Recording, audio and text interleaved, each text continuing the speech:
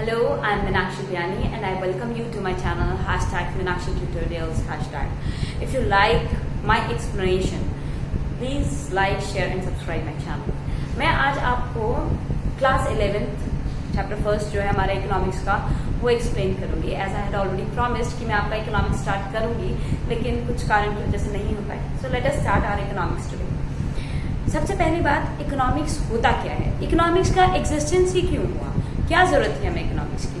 तो आप देखिए, इकोनॉमिक्स ना स्कैर्सिटी की वजह से इकोनॉमिक्स हुआ. अगर हमारे पास बहुत पैसे होते, बहुत इफरात होता, हमें प्रॉब्लम ऑफ चॉइस ही नहीं होता, जो मर्जी आए खरीदो, जो मर्जी आए बिजनेस शुरू करो, जैसे मर्जी आए वैसे काम करो, तो ये प्रॉब्लम ही नहीं होता ना, तो इकोनॉमिक्स होता ही नहीं. तो ये सबसे बड़ी दिक्कत है कि स्कैर्सिटी है हमारे पास में, हमें ये दिक्कत है, इसी वजह से इकोनॉमिक्स का एग्जिस्टेंस है. स्कैर्सिटी, प्रॉब्लम ऑफ चॉइस, इन सब की वजह से इकोनॉमिक्स है. अब इकोनॉमिक्स क्या होता है ना, हमारे मीन्स बहुत स्कैर्स हैं, ठीक. और दो रीजंस हैं. देखो, even if the richest person of the earth is there, he will also have this problem कि मैं क्या चूज करूँ, कौन सा बिजनेस स्टार्ट करूँ. आप मान लीजिए बहुत सारा पैसा है आपके पास, लेकिन उसके बावजूद आपको ये डिसाइड करना पड़ेगा कि अभी आप कौन सा बिजनेस करोगे, ये वाला करें कि वो वाला करें.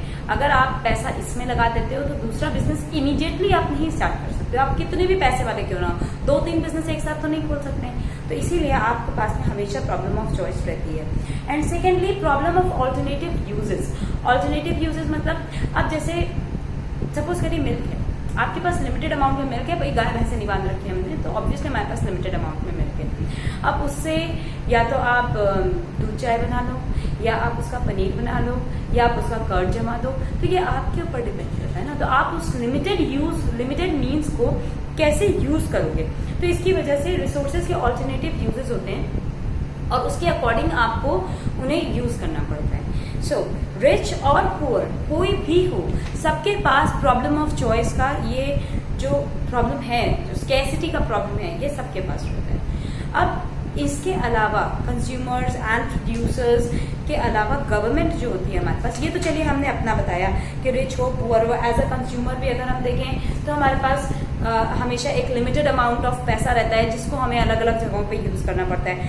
एज अ प्रोड्यूसर, जैसे अगर मान लीजिए कंज्यूमर्स के अंदर हम एग्जांपल दे सकते हैं कि हमारे पास में, जब सपोज करिए आपके पापा ने आपको 100 रुपीज पॉकेट मनी दिए.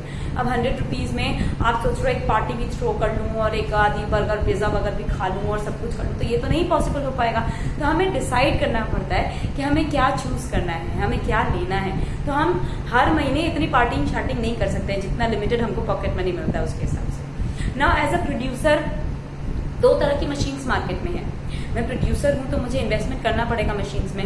अब उनमें से मैं कौन सी मशीन चूज करूँ, ये वाली लूँ कि ये वाली लूँ.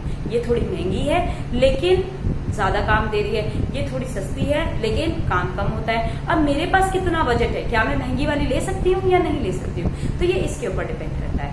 अब सेम चीज ये हमने किया producers consumers. Now let us come to the government. Government के पास में भी ये प्रॉब्लम ऑफ चॉइस रहता है. आप देखिए, गवर्नमेंट, कोई भी गवर्नमेंट हो, बहुत पैसा होता है गवर्नमेंट के पास, लेकिन उनके पास पब्लिक की रेवेन्यू होती है, यानी कि लोगों का पैसा होता है. और गवर्नमेंट आंसरेबल होती है लोगों को ये बताने में कि भाई उन्होंने ये जो पैसा हमसे लिया है उसको कहाँ कहाँ इन्वेस्ट कर रहे हैं. Should money be spend for the construction of roads और डैम्स ब्रिजेस बनाने में यूज करें, या डिफेंस में यूज करें. और उसी तरह से अगर कोई मान लीजिए ऐसा कोई पेंडेमिक या एपिडेमिक वगैरह आ जाता है तो गवर्नमेंट का मैक्सिमम पैसा उधर लग जाता है, क्योंकि अगर सरकार अपने देश के लोगों को नहीं संभालेगी तो भी सरकार बुरी हो जाएगी. तो गवर्नमेंट के पास भी बहुत ज्यादा प्रॉब्लम ऑफ चॉइस रहती है. जब हम प्रॉब्लम ऑफ चॉइस को स्टडी करते हैं तो हम दो लेवल पे स्टडी करते हैं, micro economics and macro economics. Micro economics का मतलब होता है छोटा, माइक्रो का मतलब ही छोटा होता है. तो माइक्रो इकोनॉमिक्स जो होता है वो इकोनॉमिक इश्यूज जो कि एक individual customer, individual producer, individual firm या इंडिविजुअल इंडस्ट्री से रिलेटेड होता है. तो जब हम स्मॉल स्केल पे पढ़ते हैं तो हम माइक्रो लेवल में पढ़ते होते हैं, और जब हम लार्ज स्केल पे पढ़ते हैं, जैसे national income, problem of unemployment on the level of economy, aggregate demand, aggregate supply, ये सब चीजें जो होती हैं वो हम मैक्रो लेवल पे पढ़ते होते हैं. तो क्लास 11th में आप माइक्रो लेवल पे पढ़ोगे एंड क्लास 12th में आप मैक्रो लेवल पे पढ़ोगे. तो जब हम जैसे जब हमने ये माइक्रो इकोनॉमिक्स के कंपोनेंट्स करते हैं तो हम इसके अंदर में क्या करते हैं, प्रोड्यूसर का behaviour, theory of supply, theory of price, कि कैसे प्राइसेस बढ़ते हैं तो गुड्स की डिमांड बढ़ती है घटती है, उनके बारे में हम इसके अंदर में पढ़ते हैं। कंज्यूमर की बिहेवियर यानी कि थ्योरी ऑफ कंज्यूमर बिहेवियर और थ्योरी ऑफ डिमांड को एक ही बात हो गई कि कैसे दाम घटते हैं तो लोगों की डिमांड इंक्रीज हो जाती है, दाम बढ़ते हैं तो लोगों की डिमांड घट जाती है। तो इस तरीके से हम इसमें पढ़ेंगे। तो हमारे जो 3 वाइटल कंपोनेंट्स हैं माइक्रो इकोनॉमिक्स के, वो क्या क्या हुए, 3 vital components of micro economics हमारे होते हैं। यानी कि माइक्रो इकोनॉमिक्स जो होती है it can be divided into 3 parts. पहला होता है हमारा थ्योरी ऑफ डिमांड, इसको हम थ्योरी ऑफ कंज्यूमर बिहेवियर भी कहते हैं।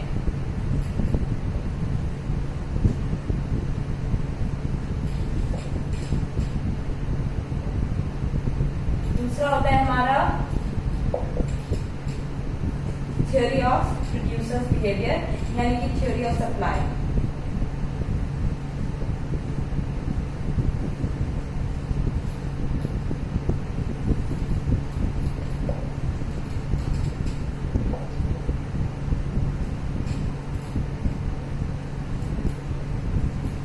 ठीक है, और इन दोनों से जो रिलेट करती है वो होती है हमारी प्राइस थ्योरी यानी कि थ्योरी ऑफ प्राइस। ठीक, इन दोनों से जो रिलेट करती है वो होती है हमारी थ्योरी ऑफ प्राइस। तो ये सब चीजें होती है हमारे अंदर में, हमारे जो इकोनॉमिक्स है वो सब इसी चीजों के ऊपर में बेस्ड होती है। तो इसके जो वाइटल कंपोनेंट्स हैं मैक्रो इकोनॉमिक्स के, वो होते हैं कि कैसे आप इकोनॉमी में इक्विलिब्रियम एस्टैब्लिश करोगे यानी कि theory related to equilibrium, theory related to disequilibrium, फिर कैसे करेक्शन ऑफ डिसइक्विलिब्रियम होगा। तो ये सब चीजें हम पढ़ते हैं मैक्रो इकोनॉमिक्स के अंदर में। आप एक टर्म्स और सुनेंगे, positive economics and normative economics. Positive economics जो होती है वो ये कहती है, मतलब जो भी चीजें हम पॉजिटिव इकोनॉमिक्स में कहते हैं they are all based upon facts and figures. हर चीज का हमारे पास में फैक्ट्स होते हैं। अगर हम कहते हैं कि India was facing the problem of poverty at the time of independence, तो we have got the facts of it. हमारे पास उन चीजों के फैक्ट्स हैं, हमें पता है कि हाँ ये प्रॉब्लम हमने फेस की है ये उस समय। ठीक, पॉपुलेशन इन इंडिया जो है वो एब्सोल्युटली पुअर है, तो हमारे पास इसके भी फैक्ट्स हैं, तो it's not a big deal, हम ये भी पढ़ते हुए आ रहे हैं तो हमें पता है कि ये चीज है। तो इन सब चीजों के फैक्ट्स एंड फिगर्स हैं मेरे पास। व्हेयरएज नॉर्मेटिव इकोनॉमिक्स कहती है व्हाट ऑट टू बी, क्या होना चाहिए, इसका कोई फैक्ट्स एंड फिगर्स नहीं है, ये सिर्फ बोलने की बातें हैं, सिर्फ बोलने का जमा खर्च है। जैसे इन्होंने कहा कि जैसे अगर मान लीजिए मनरेगा है, Mahatma Gandhi national rural employment guarantee act, एक दिन ऐसा होगा कि फुल एम्प्लॉयमेंट लेवल पे हमारी इकोनॉमी रन करेगी, तो एक दिन अभी आया नहीं है, जब आएगा तब हम उसकी सोचेंगे। तो ये नॉर्मेटिव इकोनॉमिक्स जो होता है वो हमेशा ये कहता है पॉजिटिव एंड नॉर्मेटिव इकोनॉमिक्स। अब मैं आपको इकोनॉमी बताती हूँ। इकोनॉमी होता क्या है? इकोनॉमी इज अ सिस्टम जिसके थ्रू उस एरिया के लोग लिविंग अर्न करते हैं। What work they do, how they earn their living. This is what an economy is. हम 3 तरह की इकोनॉमीज पढ़ेंगे, सेंट्रली प्लान्ड इकोनॉमी, दूसरी हमारी फ्री इकोनॉमी और तीसरी होती है mixed economy. Centrally planned economy कौन सी होती है? ये वो होती है जिसमें सारा कंट्रोल जो होता है वो गवर्नमेंट के हाथ में होता है। आपको कुछ भी काम करना है तो आपको गवर्नमेंट से परमिशन लेना पड़ेगा। 1991 के पहले हमारी इकोनॉमी भी कुछ ऐसी ही थी, सिर्फ कुछ बेसिक चीज़ें जो थी वो गवर्नमेंट ने अपने कंट्रोल में नहीं रख रखी थी, बाकी सब कुछ गवर्नमेंट के कंट्रोल में था। There was nothing in our control at that time. ठीक, कुछ चीज़ें खाली हमारे हाथ में थी, बाकी सारी चीज़ें गवर्नमेंट के कंट्रोल में थी। दूसरी होती है हमारी मिक्स्ड इकोनॉमी, फ्री इकोनॉमी पहले हम करते हैं। फ्री इकोनॉमी वो होती है जिसमें आप कुछ भी करो, गवर्नमेंट इज लीस्ट बॉदर्ड, कोई आपसे नहीं पूछेगा। अगर आप बेच सकते हो तो आप एक माचिस की डिब्बी को भी 100 रुपये में बेच दो, अगर आप बेच सकते हो तो उसमें गवर्नमेंट का कोई इंटरफेरेंस नहीं होता है। ठीक है, तो ये होती है free economy. What ever you want you can purchase, what ever you want you can sell. आप जो चाहो उसका प्रोडक्शन कर सकते हो, जो चाहो उस चीज़ को आप बेच सकते हो। ये होती है फ्री इकोनॉमी। और मिक्स्ड इकोनॉमी कौन सी होती है?